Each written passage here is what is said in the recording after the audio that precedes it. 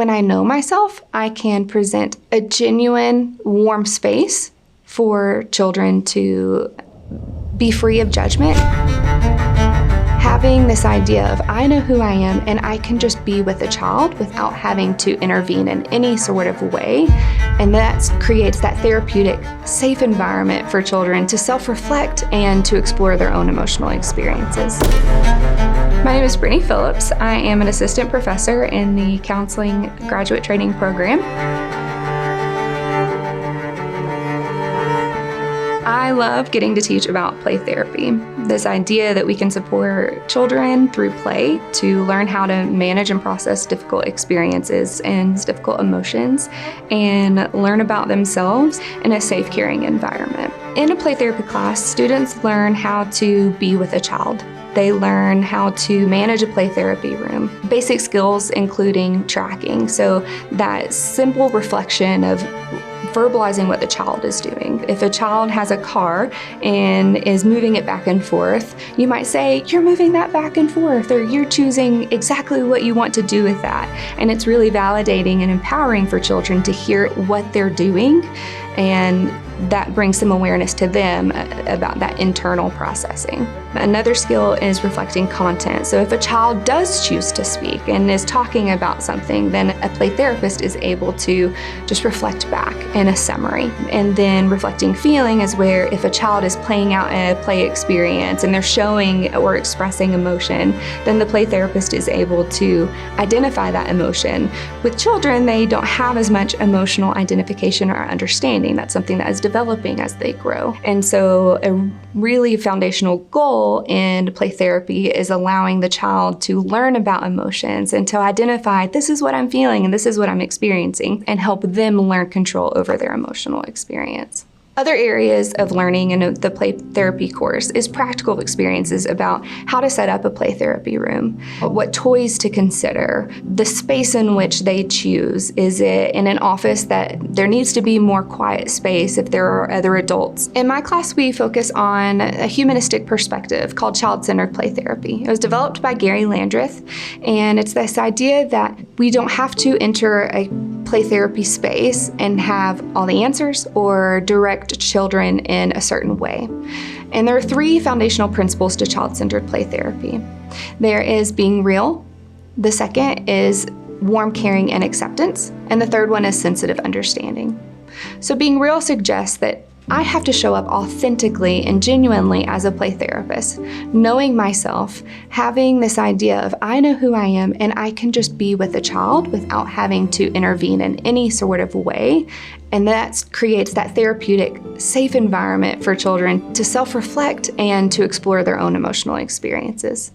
The second being warm, caring, and acceptance, that when I know myself, I can present a genuine, warm space for children to be free of judgment and to not be afraid that I'm going to boss them around or tell them what to do, because they're told what to do all the time, and rightfully so, right? We have to keep children safe, but they're bossed around a lot. And so in a play therapy space, we can create this safe space where they don't have to be told what to do.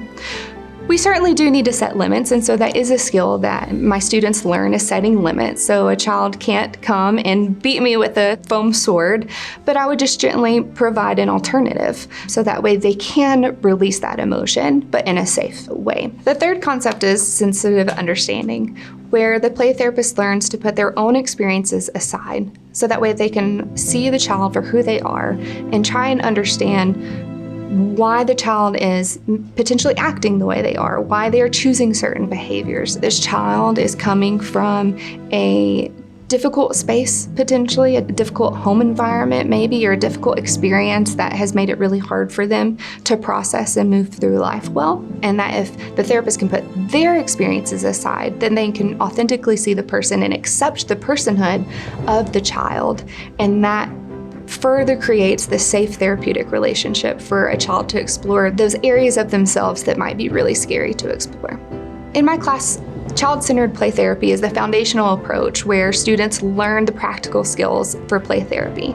But we also teach about a range of play therapy approaches. So Gestalt play therapy, Adlerian play therapy, and TheraPlay and alt play. There's a lot of approaches for play therapy. My students have exposure to those types of play therapy, so they can decide what type of play therapist they want to become. My class is really fun, and when you think about play therapy, we do a lot of experiential things where they get to practice role-playing together. They also get to do a mock play therapy session with a child from the community, and they get to experience being with the child and learning their own reactions, what comes up in themselves when they think about working with a child. That's really important when you're training to be a play therapist. Play therapists have to be really self-aware about their own thoughts and feelings about children and misbehavior and how that impacts relationships in play therapy. We watch play therapy video demonstrations from the leading play therapists in the field, so that way they can see how different therapists approach play therapy. Play therapy ranges from non-directive, where I am just creating a safe space and I'm allowing the child to play freely, to directive, where I have an idea that maybe this child needs to learn more about emotions specifically, and so I have a specific intervention related to emotions, and maybe it's in a creative arts outlet. So it ranges from non-directive to directive, and so my students have exposure to that. The College of Education at the University of Wyoming is a great place to come receive a high education focused on tangible, practical experience. We are really focused on supporting students and their needs. And so we acknowledge and ask our students, what are your career goals? And we try and support those goals through our curriculum development and how we create courses that are meaningful and support overall career readiness.